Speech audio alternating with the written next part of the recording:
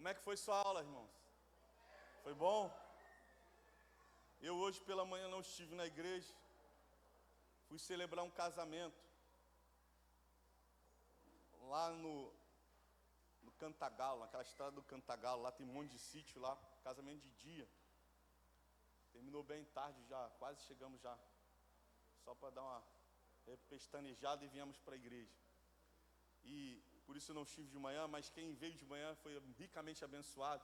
E eu quero te encorajar em nome de Jesus. Venha domingo estudar a palavra do Senhor. Quanto é importante, né? Para que nesses dias nós sejamos repletos também de amor pela palavra, amém? Então reserva o teu domingo, 9 horas da manhã, e venha aprender da palavra. Terça-feira nós temos o nosso culto de oração. Terça-feira, 20 horas, nós estaremos juntos aqui para buscarmos ao Senhor, ouvirmos a voz do Senhor e adorarmos e orarmos e buscarmos ao Senhor.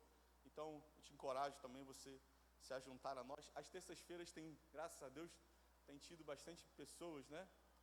Terça-feira passada, eu tive o privilégio de ministrar e eu fiquei feliz que a igreja estava bem cheia, né? O padrão de terça-feira, glória a Deus. Mas vamos à palavra do Senhor, irmãos. Antes de falar a palavra, eu tenho uma direção de Deus, irmãos. Está chegando uma data muito profética nos nossos dias. Está chegando a nossa festa de Pentecostes. E eu creio que, como nós temos falado aqui, semana após semana, desse mês que passou, no tanto de abril quanto de maio, sobre a importância, né, da oração, a importância, né, dessa devoção ao Senhor. E provavelmente, agora no final de maio e início de junho, nós vamos fazer um novo jejum. Nós fizemos um primeiro jejum lá em janeiro. Quantos lembram do jejum? Jejum de Daniel. Teve um irmão que estava falando: pastor, estou quase morrendo. Falei: fica tranquilo que a gente ressuscita. E aí nós vamos fazer agora, no final do mês de maio. Por isso que eu estou te preparando já. Nós vamos fazer 10 dias de jejum. Só que esses 10 dias de jejum será um jejum coletivo. Aí, irmãos, eu sei que existe a particularidade de cada um. E aí você que tem alguma doença, alguma debilidade, eu vou deixar você livre. Mas se você não tem, eu quero te treinar. Nós vamos fazer 10 dias de jejum, de meia-noite às 18. De 0 hora até às 18. Sem café da manhã, sem almoço e sem o café da tarde. Até às 18 horas. Para que isso, irmãos? O jejum é uma ferramenta de humilhação. É uma ferramenta de rendição. E para isso, irmão, nós precisamos ser treinados. Porque depois dessa ferramenta, a próxima ferramenta, nós vamos fazer um jejum de 24 horas. Então, a gente está treinando, tiramos a carne, tiramos elementos mais específicos em janeiro. E agora, no final de maio, início de junho, nós vamos fazer 10 dias de jejum. De meia-noite às 18 horas. Quantos estão comigo nessa doideira? Vamos, levante sua mão. Mesmo você não estando, levanta a mão só para fingir brincadeira. Só para me não sentir sozinho. Amém. E vai ser muito bom. Lembrando que durante esse período nós teremos live de oração na madrugada e teremos um culto da madrugada. É isso mesmo. Nós vamos fazer um culto aqui às 5 horas da manhã. Para aqueles que vão trabalhar, não se atrase, será de 5 às 6h20. Nós teremos louvor, palavra e oração, que é a finalidade de um culto da madrugada. E por que o culto da madrugada? Irmãos, qualquer horário é horário de orar, qualquer horário é horário de ler a Bíblia, qualquer horário é hora de adorar, mas existe uma graça na madrugada. E se você quiser saber mais disso, você vai precisar assistir o nosso curso lá no YouTube, falando a respeito do plus da oração. Nós vamos falar do segredo da madrugada. Existe uma graça de Deus na madrugada. Você talvez não saiba. Quando o povo de Israel estava no Egito, ali, né, saindo do Egito para a terra prometida, que horas que caiu o maná? Na madrugada, entre 3 e 6 horas da manhã. Que horas que Jesus ressuscitou? Na madrugada, entre 3 e 6 horas da manhã. Então, que horas que a muralha de Jericó caíram? Entre 3 e 6 horas da manhã. Que horas que, né, aquela batalha de Abraão com aquelas aves de rapina, e ele batalhou até tarde, quando anoiteceu, estava quase raiando, ele batalhando com as aves de rapina, o fogo do céu veio que hora? Entre 3 e 6 horas da manhã. E eu vou ficar aqui falando diversas coisas, entre 3 e 6 horas da manhã. Jesus escolheu os seus discípulos em uma noite de oração entre 3 e 6 horas da manhã. eu vou ficar falando diversos. Então, existe um movimento de Deus, entenda, qualquer horário é hora de oração, qualquer horário é hora de leitura da palavra, qualquer horário é hora de adoração, mas existe um horário específico que Deus se revela ao homem. Você pode ler as escrituras, quando diz lá em Êxodo, quando Deus entrega a Moisés os escritos bíblicos, Gênesis, Êxodo, Levítico, Números, Deuteronômio, 5 livros da Bíblia, escrito por Moisés, foi que horário? Entre 3 e 6 horas da manhã. Na versão Almeida, revista Almeida atualizada, diz, de madrugada, o Senhor entregou esse horário de madrugada, era esse horário de 3 às 6 horas da manhã. Então, nesses 10 dias, nós vamos escolher um dia, para a gente fazer um culto da madrugada. É claro que também tem os irmãos que estão me cobrando, pastor, quando vai ser a vigília? Vai ter uma vigília, sexta-feira também, nesse período, para a gente buscar ao Senhor, de 8 à meia-noite, a gente vai fazer uma mini vigília também, e tudo isso, irmãos, é para a gente, sabe, se tornar sensível à voz do Espírito. Pentecoste aponta para esse lugar de avivamento, esse lugar onde Deus se manifesta, esse lugar onde nós somos sedentos. E a Bíblia descreve em Isaías, eu me derramarei sobre o sedento. E quantos de nós que temos sede de Deus? Amém? Glória a Deus. Então, se você tem sede de Deus, se envolva com jejum, com a oração na madrugada, nós vamos ter live, vai ter tudo que tem direito. Amém? Os irmãos estão me cobrando, pastor, e as lives? Vai ter live, vai ter tudo, vai ter oração de madrugada e vai ser poderoso. E depois disso nós teremos a nossa festa de Pentecoste. Amém? Eu tenho uma palavra de Deus hoje para compartilhar com você e eu queria que você abrisse sua Bíblia no livro de Salmos.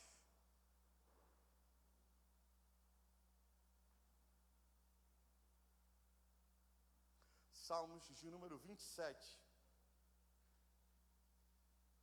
versículo 8. Salmos 27, 8.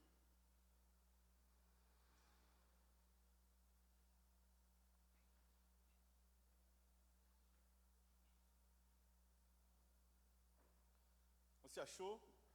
Se você não tiver, você acompanha comigo na tela. O texto diz, a você, ó meu coração, ele diz, busque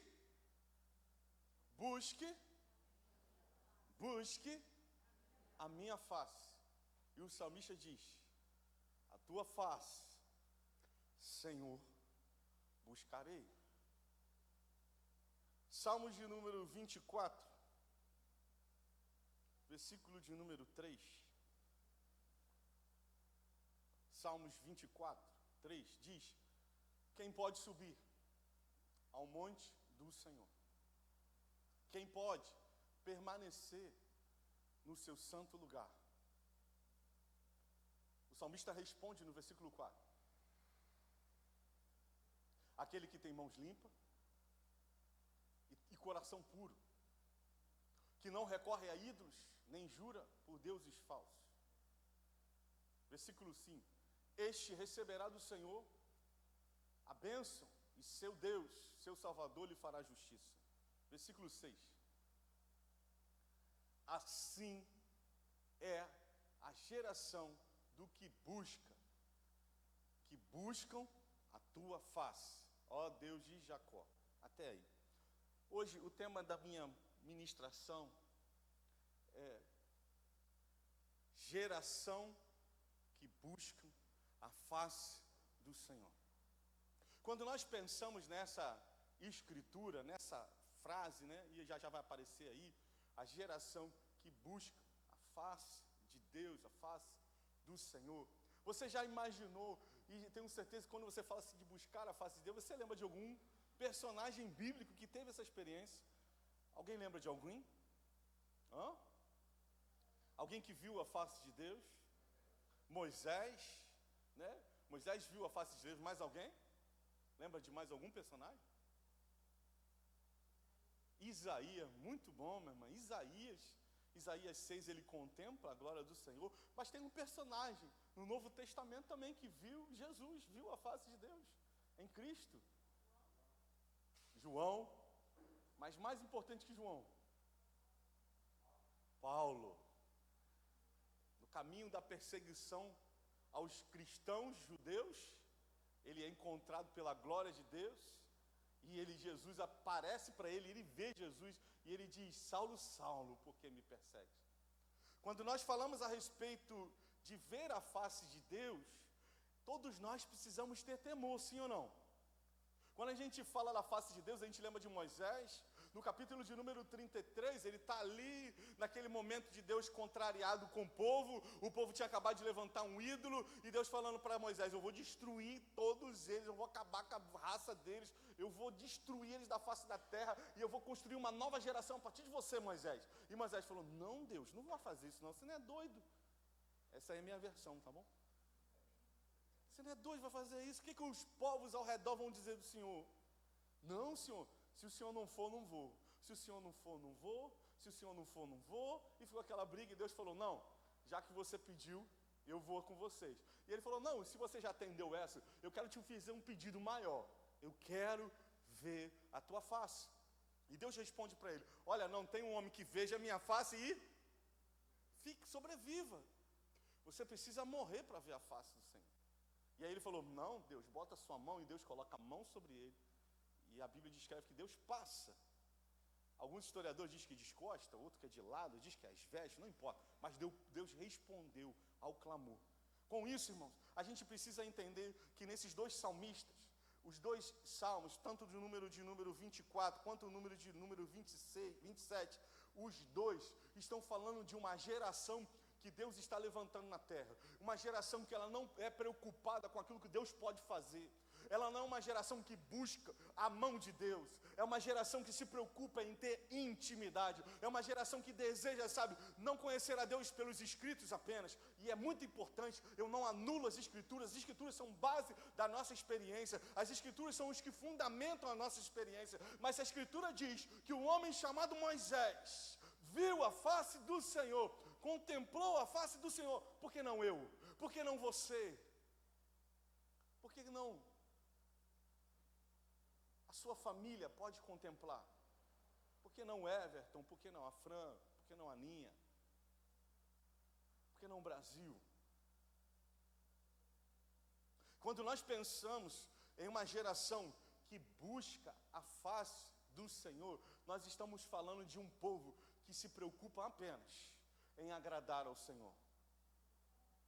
Quando você lê os escritos, a igreja do Apocalipse tem uma das igrejas que agora, ao me direcionar aqui na igreja, o Senhor falou muito comigo, e eu quero ler com você Apocalipse capítulo 3, versículo de número 18. Eu quero que você abra sua Bíblia lá em Apocalipse, o último livro da Bíblia, versículo de número 18. Essa é a carta à igreja de Laodiceia.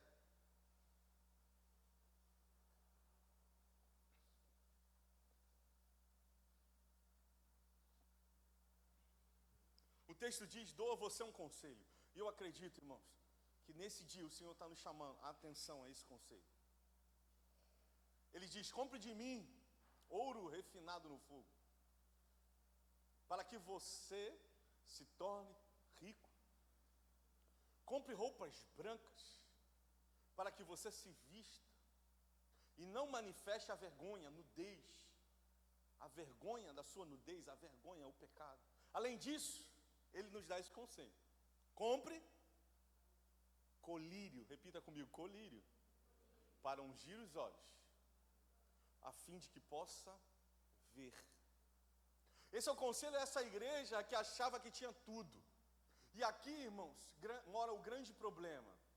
Não é porque nós temos alguma coisa que nós podemos desprezar a presença de Deus. Talvez você pense assim: mas pastor, não tenho desprezado a presença de Deus. Talvez será. Talvez será que Deus tem sido o primeiro na sua vida, no seu tempo, na sua dedicação. Deus está dando um conselho para essa igreja que perdeu a essência. Não é para o mundo. Ele está dizendo para uma igreja. Ele está dizendo: olha, vocês precisam comprar glória de mim. Ouro refinado é glória. Ouro, esse ouro refinado no fogo é glória. Ele está dizendo: vocês precisam da minha glória. Não adianta ter a glória dos homens se você não tem a aprovação de Deus, a glória de Deus. Ele dá outro conselho, ele diz: vocês estão com as vestes sujas. Vocês precisam ter as vestes trocadas.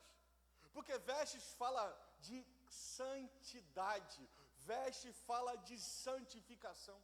Como anda as suas vestes, Laodiceia? Como anda as suas vestes, Ruiz? Diante do Senhor, Ele pode trocar a nossa veste. Nós vamos ver alguns personagens na Bíblia que, ao contemplar a glória de Deus, eles precisaram fazer algumas atitudes, tomar algumas decisões, e o que essas decisões influenciaram no curso da sua vida. E uma delas que se aplica bem nesse momento é o sacerdote, sumo sacerdote Josué, em Zacarias capítulo 3. O sumo sacerdote Josué está tendo uma visão. Ele está diante do Senhor, ele está vendo os anjos, querubins, e Satanás se apresenta diante de Deus. E Satanás começa a acusar, dizendo: olha Deus, você está vendo como o sumo sacerdote está com a vestidura suja? E o Senhor dá um comando nos céus. Troca as vestes dele, coloca um turbante novo sobre ele. E por isso que eu digo, irmãos, que quando nós contemplamos a glória do Senhor, nós somos transformados de glória em glória. Ele nos dá uma vestidura nova, porque a expressão ali, troca de veste, é esse ambiente de santificação, de Deus nos santificando. E havia uma inscrição no turbante do sacerdote. Que inscrição era essa? Santidade ao Senhor. Deus está dizendo para a igreja de Laodiceia: vocês precisam buscar a minha glória, vocês precisam pagar o preço, vocês precisam se esforçar também para comprar vestes novas. E no final, o último conselho, o terceiro e último conselho para essa igreja: vocês precisam de colírio. E aí eu te pergunto, para que um colírio serve? Para melhorar a nossa? O Senhor quer, sabe, nessa noite, derramar um colírio nos nossos olhos, para que possamos contemplar a sua face e termos intimidade com Deus. Essa é a geração que o Senhor Jesus vem buscar. A geração daqueles que amam a presença. A geração daqueles que não se importam com a glória dos homens. Lá em João capítulo 12, eu quero que você abra comigo João capítulo 12, versículo de número 42.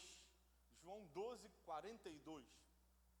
Jesus está ali diante dos muitos autoridades, fariseus, escribas, homens de poder na terra.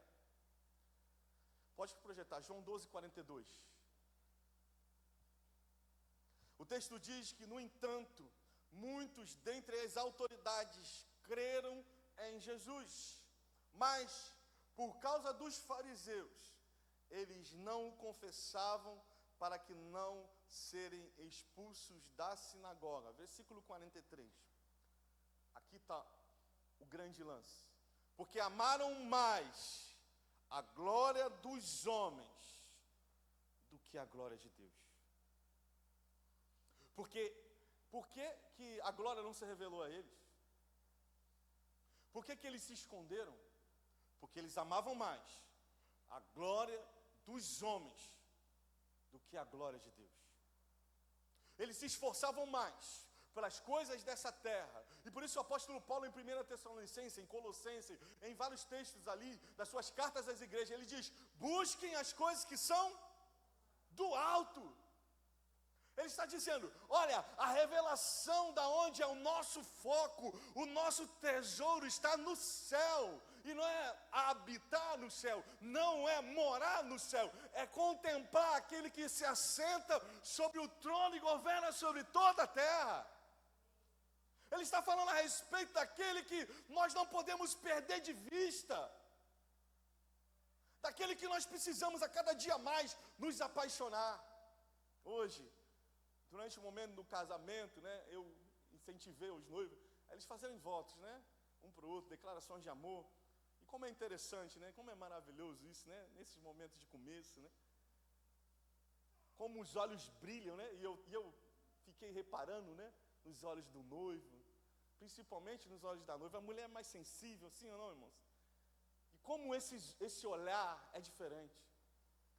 E quando Deus está dizendo para a igreja de Laodiceia: vocês perderam o brilho da paixão pela minha presença, vocês perderam o brilho do foco, que não deve ser a glória dos homens, Sabe, irmãos, a glória dos homens está envolvida a esse lugar onde nós gastamos o nosso maior tempo.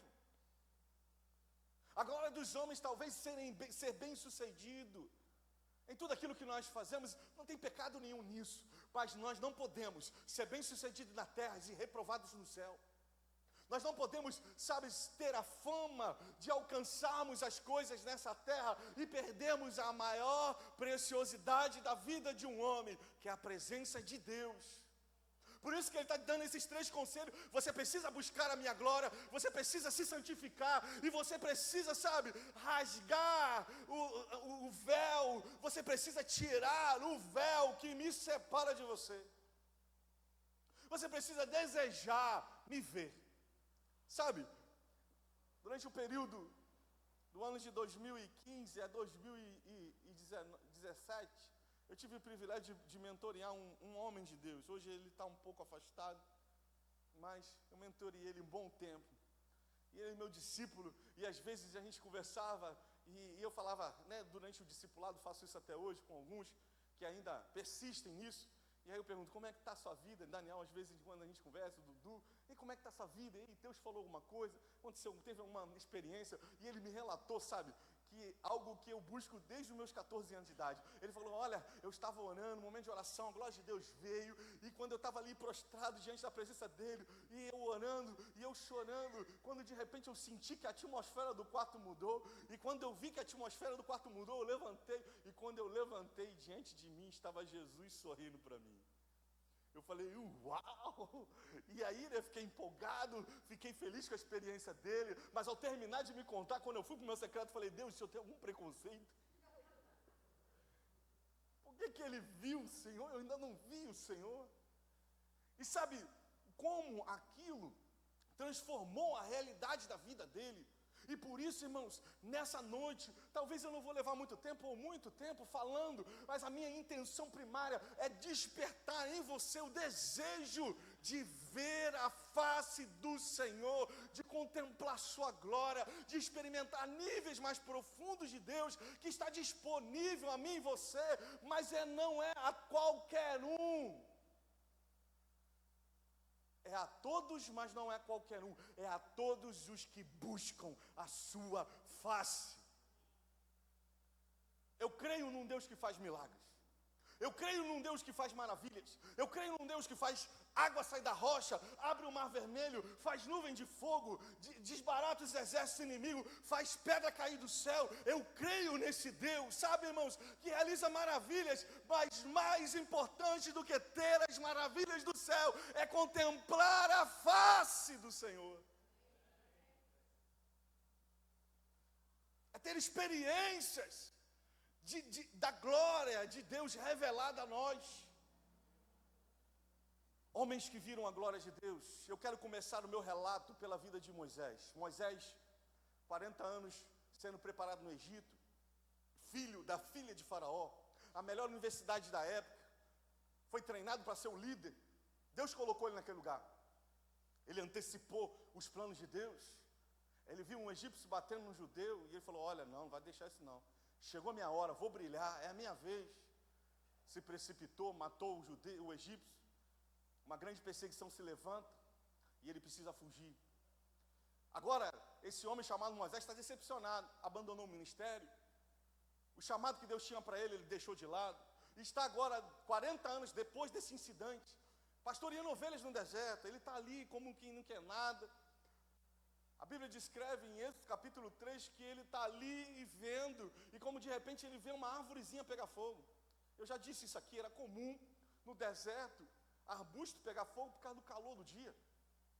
Mas o que não era comum era que aquele arbusto, ele não se consumia, ele não se queimava. Aquele arbusto, ele chamou a atenção dele, ele se aproxima. E quando ele se aproxima, uma voz clama de dentro das chamas. E essa mesma voz clama para nós hoje: compre de mim a glória. É a mesma voz. Ele está dizendo para Moisés: Moisés, para de comprar a sandália dos homens e compra a sandália dos céus. Tira as tuas sandálias. Eu já disse que para mim sandália não tem muito a ver com santidade. E eu vou te mostrar por quê. Porque Deus, ele se revelou a diversos homens em pecado. Moisés é um exemplo. Todo errado, abandonou o ministério, matou o cara, foi para o deserto. Tu acha que pecado não confessado Deus perdoa? Não, claro que não. Deus só perdoa com pecado confessado. E Deus se revela a Moisés, sabe por quê? Porque Moisés buscou a glória do Senhor. Moisés viu aquele fenômeno e falou: é algo extraordinário, isso só pode ser de Deus. Eu vou me aproximar, eu vou me colocar à disposição, eu vou me aproximar para buscar a face do Senhor, eu vou me aproximar porque algo de Deus vai ser revelado naquele lugar para mim. Eu vou orar, eu vou buscar a Deus, eu vou, priorizar a Deus. E ele deixa as ovelhas eram o seu sustento. Qual era o sustento de um pastor, irmãos? As suas ovelhas. Se ele perde as suas ovelhas, ele perde o seu. E o que ele fez? Abandonou as ovelhas. O preço que ele pagou é o preço de rendição, de se aproximar, de buscar. Irmão, você quer ver a glória de Deus, você precisa buscar, independente da sua condição, independente daquilo que hoje você tem em sandália, independente da limitação que você tem, a sandália que está na sua vida, eu digo para você, é Deus que vai te levar a tirar ela. Mas já estou errado, Deus viu a glória de Deus. Deus falou para Moisés: tira, assim como para a igreja de Laodiceia: ei, tira a glória dos homens. Tira como os fariseus que se convertiam. Eles ficavam na sinagoga fingindo que eram da religião deles, fariseus, e eles serviam a Deus, porque eles não estavam preocupados com a glória de Deus, eles estavam preocupados com a aparência dos homens. E a esses Deus não se revela. Salmos de número 25, versículo 13, se eu não me engano, diz: a intimidade do Senhor é para aqueles que o buscam. Eu amo quando Jesus faz uma comparação do reino de Deus a um terreno que o homem achou. É 13, mas não precisa botar não. E a Bíblia descreve que ele acha um tesouro e ele enterra, e o que ele faz? Ele vende tudo para comprar aquele terreno. Será que nós estamos disponíveis, como Moisés, de perder as ovelhas para ganhar o reino? Será que nós estamos disponíveis a essa busca? É interessante, o texto também diz, em Isaías capítulo 6, Deus se revela a Isaías, foi Cataiane que disse, não é isso? Deus se revela a Isaías, no capítulo 5, Isaías está dizendo para todo mundo: olha, vocês são povo de boca podre, o lábio de vocês é impuro, vocês são todo errado, Deus vai acabar com a vida de vocês, porque vocês só vivem no errado. Mas quando a glória de Deus se revela, o que acontece? No versículo 1 diz que no ano do rei Uzias, eu vi o Senhor. E quando ele vê o Senhor, a primeira expressão que ele grita é o quê? O que ele grita? Ai de mim o quê, irmão? Que eu tenho lábios impuros. Ele, diante da glória do Senhor, com lábios impuros, Deus se revela a ele. Então, lábios impuros não impede de Deus se revelar. Da mesma forma que uma vida toda errada de Moisés não impediu de ele se revelar. Mas você precisa entender que ele estava a buscar. Ele estava no lugar de oração, nesse lugar onde, pelo choro, pelo seu primo que tinha falecido, o rei Uzias, ele estava buscando a Deus, ele estava pagando um preço. Irmãos, eu digo para você, chegou o tempo de Deus levantar em meio a essa geração, uma geração que ama a presença de Deus e que busca a sua face,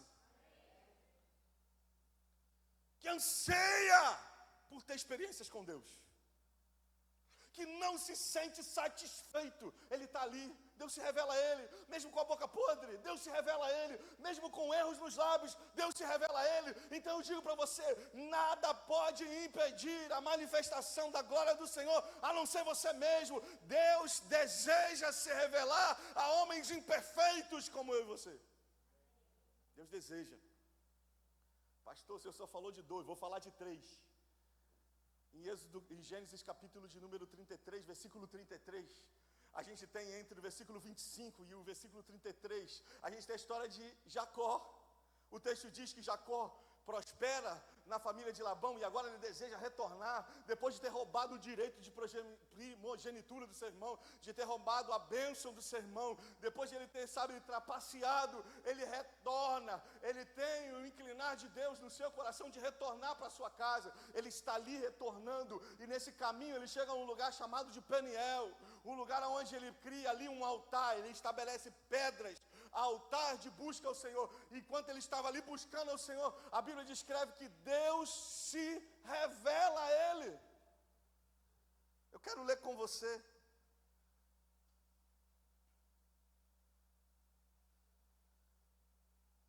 Gênesis 32, 25. Projeta, por gentileza. Quando o homem o viu, que não podia vencer, olha que interessante. O homem é a expressão, né, o anjo do Senhor, que é a expressão da teofania, né? Quem estuda teologia sabe que essa expressão era uma manifestação de Jesus.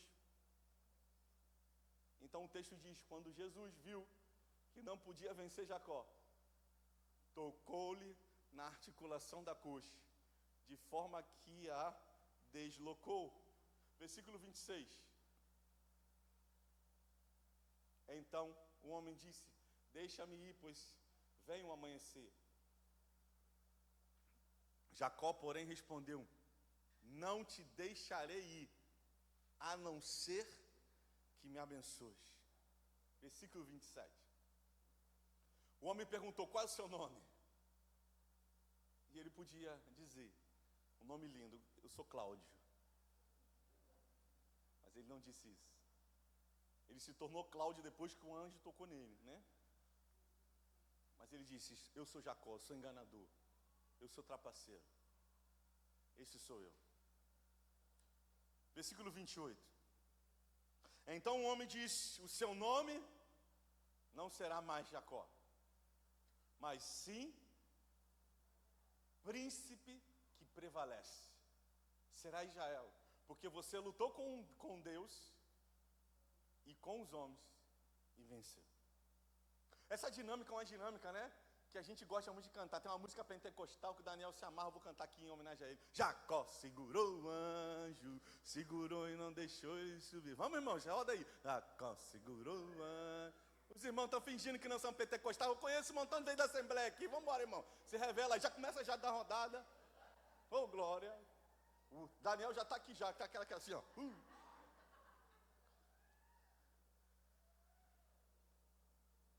Você percebe o nível de busca que esse homem tem? Ele tem a revelação de Deus, irmãos. Ele vê a face de Jesus. E ele fala, rapaz, tu não vai sair daqui não, que eu vou te segurar até você me abençoar. Não, mas eu tenho que ir embora, já acabou meu tempo na terra. Não vai, eu vou te segurar. E ele luta, ele briga, ele segura Jesus pelos braços, segura Jesus pelas pernas, dá chave de braço, pessoal do jiu-jitsu, dá um mata-leão em Jesus, e Jesus não consegue sair dele, porque ele buscava, ele lutava tanto por ter a revelação da glória de Deus, e falou, não, eu não tenho como vencer esse homem, eu preciso me revelar a ele, eu preciso tocar na vida dele. Eu preciso mudar a identidade dele, eu preciso transformar a vida desse homem, eu preciso tirar o estigma do enganador e dar a ele um novo nome, um novo tempo se inaugura sobre a vida desse homem, quando ele busca a face do Senhor. O versículo termina dizendo, versículo de número 30, olha que diz o versículo de número 30, Jacó deu o nome de Peniel, pois disse, vi Deus face a face, todavia minha vida foi poupada. Irmãos, o que difere você de Jacó? O que difere você de Moisés? O que difere você de Isaías? Talvez nada, talvez só a dedicação. Então hoje, irmãos, é tempo de nós, sabe, de nos aproximarmos e buscarmos a face do Senhor.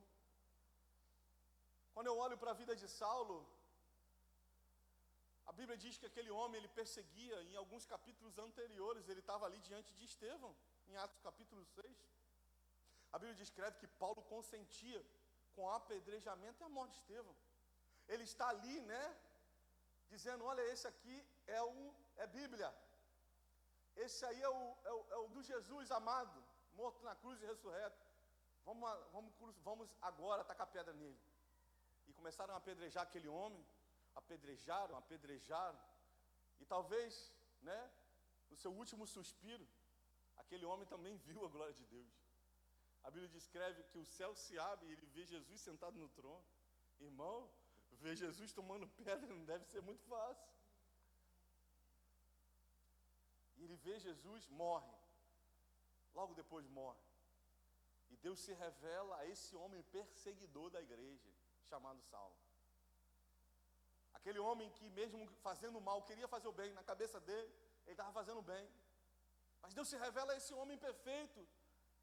No caminho de Damasco, Jesus se revela para ele e diz: ei, Saulo, por que você está me perseguindo? A partir daquela revelação, a vida muda.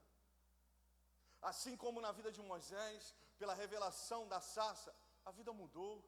Assim também na revelação em Peniel, o andar e o nome de Jacó mudou.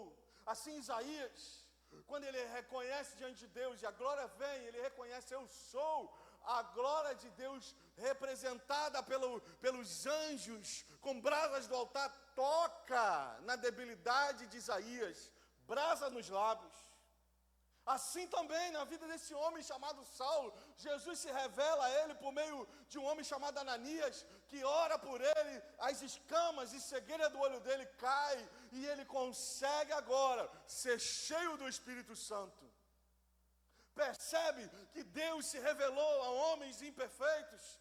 Por isso que o texto de Salmos 27 termina dizendo: essa é a geração daqueles que buscam a face do Senhor, ó Deus de Jacó, ó Deus dos imperfeitos, ó Deus dos falsos, ó Deus dos demagogos, ó Deus dos fariseus, ó Deus daqueles que tropeçam no seu falar, que tropeçam no seu agir, mas que ao se encontrar com a glória de Deus, tem a sua identidade, a sua vida com Deus avivada, transformada, tem com a sua vida transformada pelo poder da glória de Deus. Eu amo quando Paulo diz em 2 Coríntios capítulo 5, ao contemplarmos a glória do Senhor, somos transformados. Somos transformados. A transformação e a santidade, irmãos, que nós precisamos exercer nesse dia, não é apenas, eu não estou te eximindo, não é apenas fruto do nosso esforço, mas é fruto de intimidade e relacionamento profundo com Deus. Quando o texto diz de Salmos 27, e ele diz: quem poderá subir no monte do Senhor? Quem habitará no seu santo lugar? E há uma resposta: aquele que tem mãos limpas e coração puro. Ele não está dando a definição daqueles que vão habitar ali. A definição está no versículo de número 8, que ele termina dizendo: essa é a geração dos que buscam a face. Porque quando você busca a face de Deus, a glória de Deus te transforma os teus lábios de lábios impuros a lábios santos. A glória de Deus quebranta o teu coração duro e libera perdão para o teu esposo, libera perdão para o teu líder, libera perdão para o seu amigo que te machucou, e aí o seu coração fica puro, porque a glória de Deus está te transformando.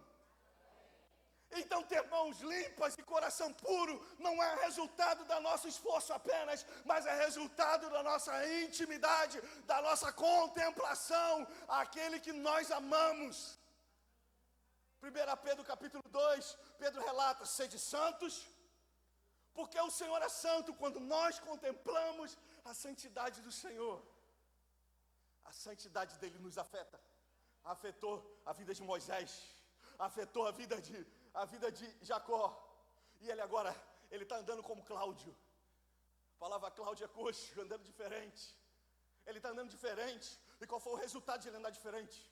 Qual foi o resultado de o coração dele ser purificado pelos danos que ele causou aos seus irmãos, pelos danos que ele sofreu de Labão?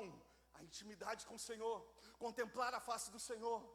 O que fez com que Isaías tivesse a boca limpa não foi o esforço de Isaías em não pecar com a boca, mas foi de contemplar a glória do Senhor, e os seus lábios foi purificado, e o seu coração puro. Então, o segredo, irmãos, de viver uma santidade que é permanente, não uma santidade transitória, que é responsável apenas de uma roupa, ou responsável apenas de um tempo. Eu não vou fazer isso, não vou fazer isso, não vou fazer isso, e você, na força do seu braço, você vai conseguir até um determinado lugar. Mas quando você contemplar a face do Senhor, quando você puder ver a face do Senhor, quando Deus se revelar a você, nada mais será igual. Nada mais será o mesmo. Existe uma canção, irmãos, que a gente precisa cantar essa noite. É a canção Eu quero ver tua face. Não é uma canção apenas de uma música, mas um estilo de vida que anseia por ver Deus, por anseia em contemplar sua glória. E a minha oração é essa noite, irmãos, é que o Senhor coloque nos nossos olhos colírio, que o Senhor coloque pingue nos nossos olhos, o colírio do anseio, do desejo, da fome pela presença de Deus. Irmãos, como eu creio em milagres,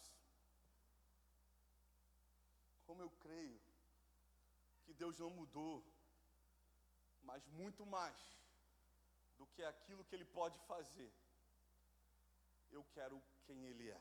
E você? Você ama o Senhor? Meu Jesus, tem misericórdia. Você ama o Senhor? Então busca a face do Senhor. Como aquele homem vendeu tudo. Qual é o teu tudo? Que você precisa vender para comprar a glória do Senhor. O Senhor está dizendo: ei, compra de mim a glória. Compra de mim as vestes. Vem aqui que eu vou derramar colírio nos teus olhos. É Deus que está interessado. Essa igreja fria de Laodiceia. É Deus que está dizendo para essa igreja: ei, teu foco está errado. Teu foco está nas coisas da terra. Ei, olha para cima. Quando nós contemplamos a glória do Senhor, irmãos, nós somos transformados. Talvez você pode me perguntar: pastor, você contou a história, mas aí, você já viu o Senhor? Não viu o Senhor, irmão. Mas o texto não diz: essa é a geração daqueles que veem a glória do Senhor. O texto diz: essa é a geração dos que buscam. Lembra de um texto que eu li um tempo atrás que diz: a glória dos reis é conhecer os seus segredos. A glória dos reis está em conhecer os segredos de Deus, e eu vou continuar buscando. Quando Deus quiser, Ele vai se revelar. É o único texto na Bíblia, né? Hoje eu estava conversando com uma pessoa, em casamento, sentei numa mesa e um monte de pessoa que eu não conhecia, né? Sentou comigo na mesa e eles começaram a me fazer um monte de perguntas que eles talvez queriam fazer para os pastores deles, estavam fazendo para mim. E eu falei: olha, irmão, eu não quero atrapalhar lá a doutrina não do seu pastor, mas eu vou te responder de acordo com aquilo que eu vejo nas Escrituras. E sabe, eu estava dizendo para eles a respeito do quanto Deus faz, e tudo aquilo que Deus faz está estabelecido na sua palavra, o que é a vontade dele. Então, se eu oro, 1 João diz isso, né? Se eu oro de acordo com a vontade de Deus, eu sei que Ele me ouve. Se está estabelecido na palavra, é meu.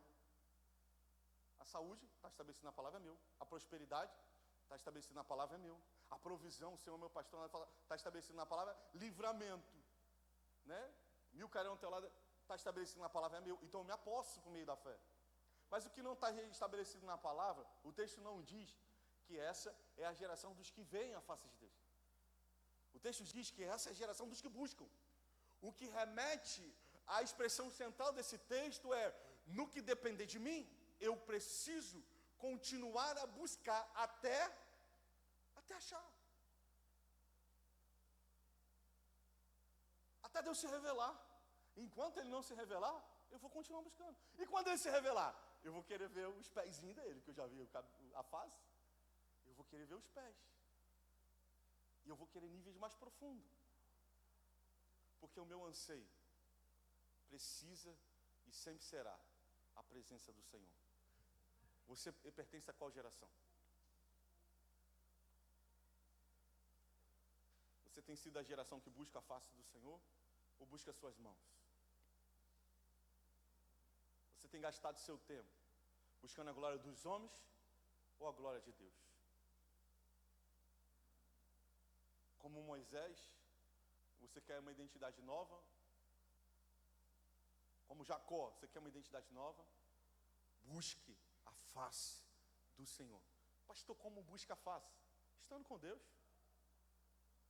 É jejum, é oração, aquilo que a gente já vem falando aqui, né, irmãos? Eu de verdade, eu me ouço. Amanhã é dia, né? Eu ouço o melhor pregador do mundo amanhã. eu boto lá e me assisto, para me ver minha pregação. E eu, pô, cara, esse cara é bom, cara, me abençoou hoje. Esse cara é bom, me abençoou hoje. Eu falo, rapaz, Deus está te usando para me abençoar. Sabe por quê, irmãos? Porque o primeiro que ouve essa voz sou eu. E eu quero, nessa noite, dizer para você que Deus se interessa por você. Talvez você pense assim, mas eu tenho sandália. Eu tenho sandália nos pés. Talvez você dizer, eu tenho boca podre. Talvez você dizer, eu sou perseguidor da igreja. Talvez você vai dizer, eu sou enganador. Não importa. Tua vida muda quando você contempla quem é o Senhor. E Ele está te aguardando. Vamos buscar a face do Senhor essa noite? Vamos sair da geração dos que buscam a glória dos homens e vamos entrar na geração dos que buscam a glória de Deus? E buscam a face de Deus? Vamos nos voltar para Ele com jejum, com choro, com planto? Vamos nos voltar para Ele com rendição e entrega? Vamos nos voltar para Ele com amor à Sua palavra? A pregação do Evangelho, a servir o Seu reino? Vamos nos voltar para Ele? Porque, irmãos, se a gente ficar essa noite e falar sobre os feitos do Senhor, a gente vai experimentar de muitas revelações, mas quando nós contemplamos quem é o Senhor, a nossa vida muda. Enquanto eu estou falando para você, eu vi um aspecto de um anjo passando aqui assim, ao meu lado. Porque eu sei que quando nós falamos da glória do Senhor, Ele quer se revelar. E eu não sei se você acredita nessas coisas. Eu não sou muito de ver, então quando eu vi eu estou meio sujo, até olhei para o lado. Eu sei que o Senhor quer se revelar, mas Ele, como eu disse, não é para todo mundo. É para todos, mas não é para todo mundo. Porque nem todo mundo está disponível a buscar. É para quem? É para aqueles que buscam a face do Senhor. Te convido a você ficar de pé e a gente praticar isso essa noite.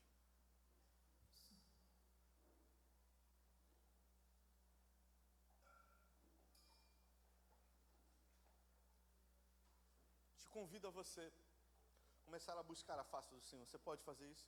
Pastor, não sei como é que é. Feche teus olhos e pede ao Espírito Santo, Ele vai te mostrar. É dando glória, é orando, é se rendendo, é expressando seu amor, é se aproximando da sala do trono.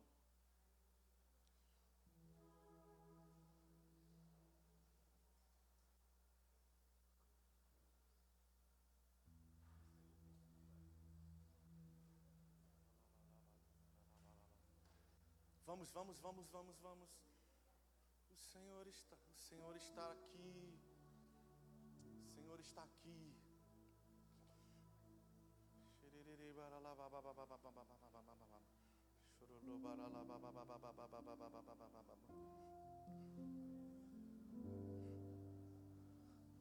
Senhor, libera os sinais da Tua presença nesse lugar. Senhor, libera os sinais da Tua presença nesse lugar. Nós temos sandálias, temos falha nos lábios, alguns nos corações, outros na caminhada, mas nós queremos contemplar a Tua glória, Senhor. Nós queremos Te ver, Senhor. Nós desejamos Te ver, Senhor. Nós desejamos Te ver, Senhor. Nós desejamos contemplar a Tua glória. Ah, Deus, revela-te a nós. Revela-te a nós, Senhor, Tua glória. Vamos, irmãos, eu não estou orando por você, não. Estou orando por mim. É você e o Senhor, eu não posso orar isso por você. Deus é um Deus geral, mas Ele se identifica, se revela como Deus pessoal. Então você precisa desejar isso. Você precisa levantar suas mãos ainda em rendição. Você precisa, sabe, irmãos, sair do plano terreno. Joga fora agora as tuas preocupações. Talvez você chegou nesse lugar com uma necessidade. Eu digo para você, bota essa necessidade de lado e busca a face, porque Ele é tudo o que nós precisamos. Ele é tudo o que nós precisamos. Ele é tudo que nós precisamos. Oh,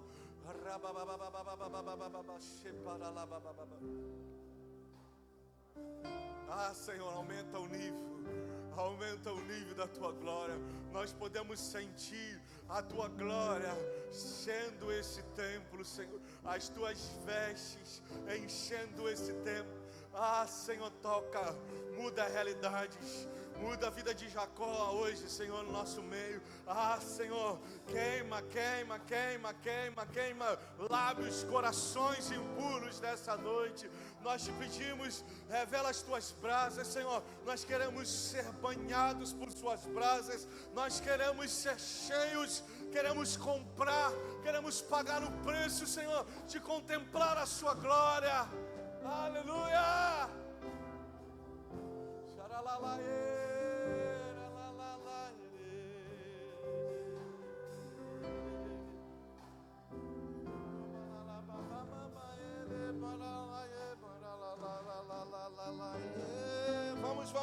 Vamos, irmãos.